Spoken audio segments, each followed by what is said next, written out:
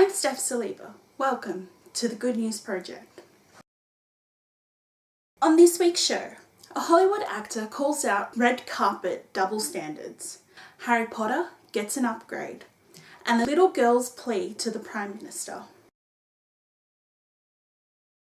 But first, the SAG Awards were held in LA on Sunday, recognising outstanding performances in film and television.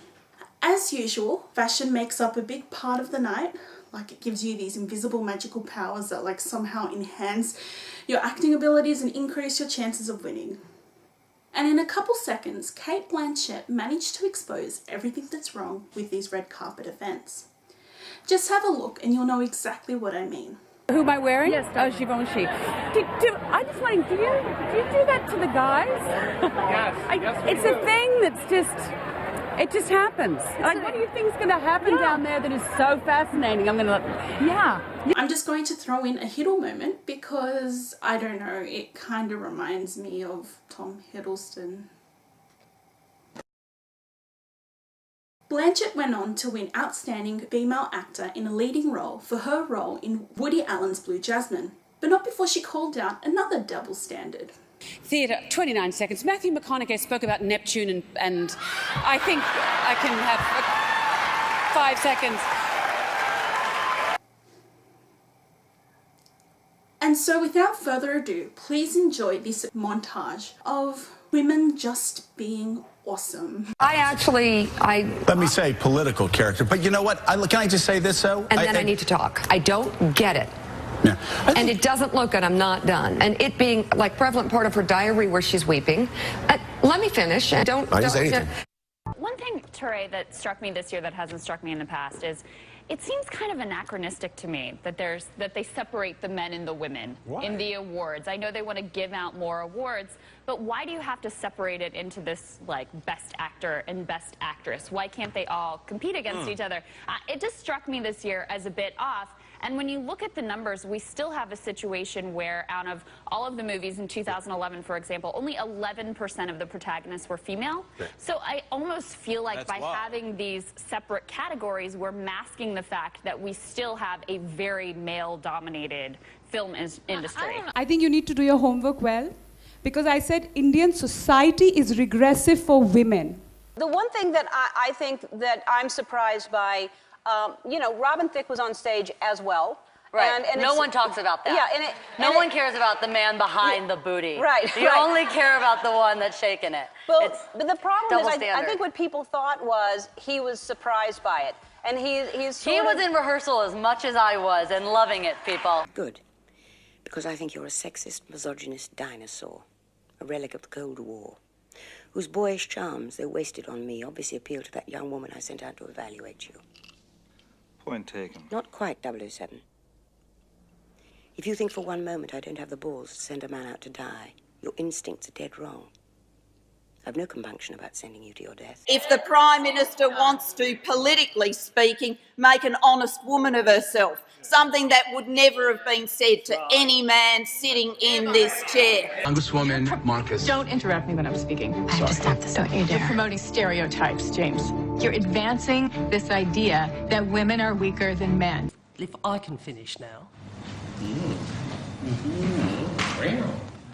Oh, yes. Why don't you meow when a woman does that? That's a good idea. That's really, it is just extraordinary. The blokes are allowed to yell, but if a woman stands her ground, you want to make that kind of comment. It's sort of schoolyard politics, mate.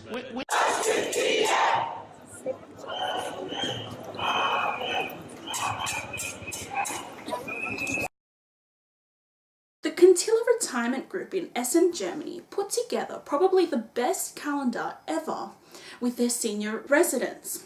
With the help of stylists and photographers, the residents, the oldest being 98, dressed up as their favourite actors to recreate famous movie scenes. 5,000 calendars were printed to give out to the residents, their relatives and staff at the retirement home. Here are a few of the final snaps.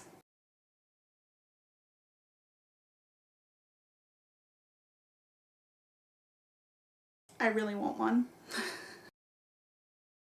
The Wizarding Wizarding World of Harry Potter is getting an upgrade. Universal Orlando Resort revealed new deets for its expansion of the popular theme park in a media release on Thursday. The theme park will now include Diagon Alley, the shopping strip Hogwarts students and their families visit to stock up on school essentials at the beginning of each school term. The expansion will include a new ride, Harry Potter and the Escape from Gringotts, which will take excited patrons through the vaults of the Goblin Bank. Also included in the expansion plans are a number of stores and eateries featured in Rowling's popular books. Visitors to the theme park will be able to purchase wands from Ollivanders, uniforms from Madame Malkin's, robes from All Occasions, and brooms, golden snitches, bludgers, bats, and other Quidditch essentials from Quality Quidditch Supplies. For those in Slytherin, Borgin & Burke's will be your one-stop shop for everything masks, skulls, and just other items of interest to Death Eaters and those interested in the dark arts. And after all that shopping and excitement, you can grab a bite to eat at the Leaky Cauldron or treat your sweet tooth over at Florin Fortescue's Ice Cream Parlour. Universal launched the Hogsmeade part of Wizarding World in its Islands of Adventure theme park back in 2010. Diagon Alley is set to open this summer. Northern Hemisphere summer, that is. Bill Gates was on Jimmy Fallon this week to promote the annual Bill and Melinda Gates Letter on Poverty and AIDS Predictions. With the help of Jimmy Fallon Live, Gates was able to create a viral video to help promote the 2014 letter that addresses the 3 development myths. Here's a snippet. I want to get the word out for gatesletter.com.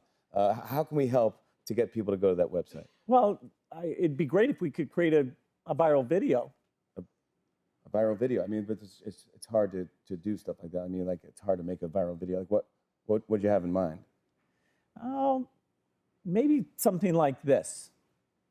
Gatesletter.com. Gatesletter.com. Gatesletter.com. Gatesletter.com. Gatesletter.com. Gatesletter.com. Gatesletter.com. Gatesletter.com. This week's joke of the week comes from Tanya in Canberra, Australia. I went to buy some camouflage trousers the other day, but I couldn't find any. Finally, this is Sabrina. Sabrina is 4 years old. BuzzFeed reported Tuesday that she wrote a letter to the Prime Minister Tony Abbott when she found out that same-sex marriage wasn't legal in Australia. Her friend Lucas told BuzzFeed she decided to write the letter after learning he had to travel to New York to marry his partner. She wrote, "Dear Tony Abbott, don't get rid of the ABC because we love it. And let boys marry boys and girls marry girls if they love each other, or they'll be sad forever. Thank you, Sabrina." The letter also made mention of the recent suggestions by several Liberal politicians to cut ABC funding. Abbott is yet to respond to Sabrina's letter. He's hoping he does. Well, that's all for this week. Join me again next week for some more good news. You won't want to miss it. I'm Steph Saliba. I hope I've somewhat restored your faith in humanity. Goodbye. I need some outro music.